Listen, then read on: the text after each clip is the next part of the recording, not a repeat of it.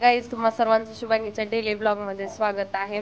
तर आज मी परत आलेला लासुण्याला गेली होती माहेरी. भावाची जत्रा होती. भावाची जत्रा असल्यामुळे मी 2-3 दिवस काय ब्लॉग टाकला नाही. आणि पाहुणे बिवणे खूप आले होते, त्यांच्यासोबत गप्पा मारा, घरातली कामं करू लागा, सगळ्यांना खाणं पिणं हे बघण्यामध्येच वेळ गेला. काल होतं मतदान, तर मतदान करण्यासाठी आम्ही लगेच माघारी आलो आणि मतदान केलंय. आता आहे लासुण्यालाच. हे आहेत केरळला.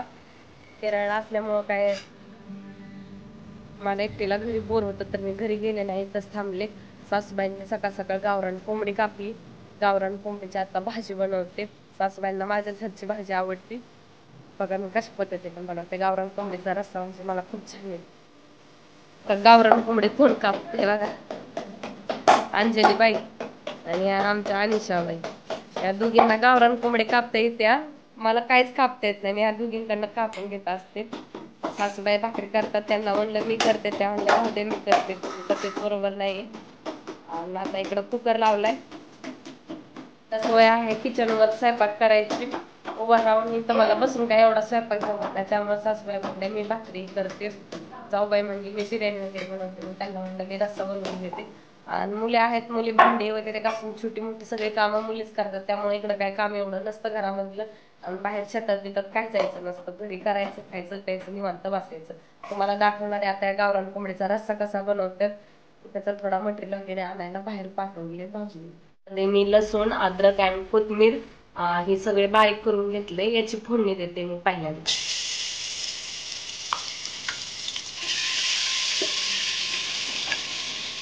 मग त्यासाठी 2-3 मिनिटं थांब. आता थोडीशी हळद टाकत आहे. हळदीनंतर थोडा एव्हरेस्ट मसाला थोडाच टाकते, जास्त नाही. हे सगळं व्यवस्थित तळून घेते.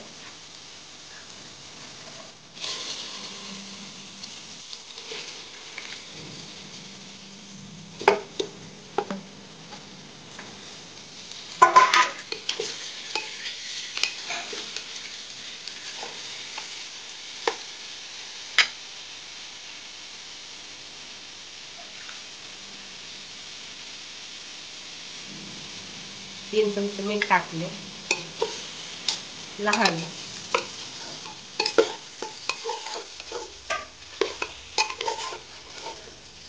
आता हे चांगलं तेलात मी परतून घेणार आहे, चांगलं असं मीठ हळद वगैरे चांगली लागूच तर. आता मी मिक्सर मध्ये लसूण वगैरे कुटून घेतलेलं पाणी वगैरे टाकते यामध्ये. 4 ते 5 मिनिटं मी चांगलं परतवून घेतलं बरं का. तुम्ही पण अशाच पद्धतीने करून बघा, रस्सा एकच नंबर लागतो खायला. ते थोडं गरम पाणी करून घेतलं होतं.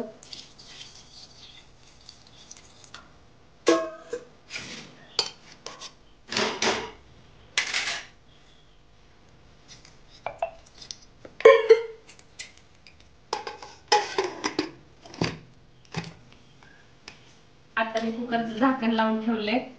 कुकरला 4-5 शिट्ट्या लावणार आहे, नंतर बाकीचं मटेरियल टाकणार आहे. मग झाला आपला गावरान कोंबडीचा रस्सा. कांदा चांगला असा तळून घेतलाय. चुलीवर स्वयंपाक केला नाही, नाहीतर भाजून घेतो कांदा खोबरं. 2 बारीक कांदा तळून घेतल्यात. थोडस खोबरं आणि कोथिंबीर हे परत कुटून घेते मिक्सर मध्ये.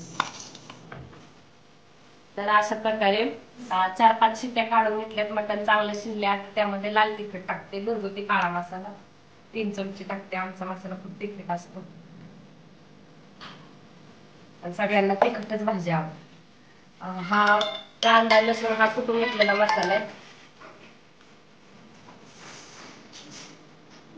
कांदा खोबरं कोथिंबीर हे असं.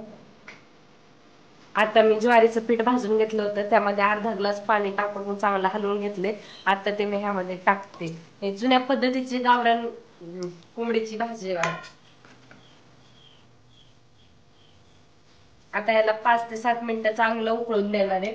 नंतर झाली आपली गावरान पद्धतीची रेसिपी, गावरान कोंबडीची. कसा कलर आलाय बघा, एकच नंबर झालेला आहे गावरान कोंबडीचा रस्सा. वास तर खूप भारी येतो, खायला पण खूप भारी लागलं बरं का.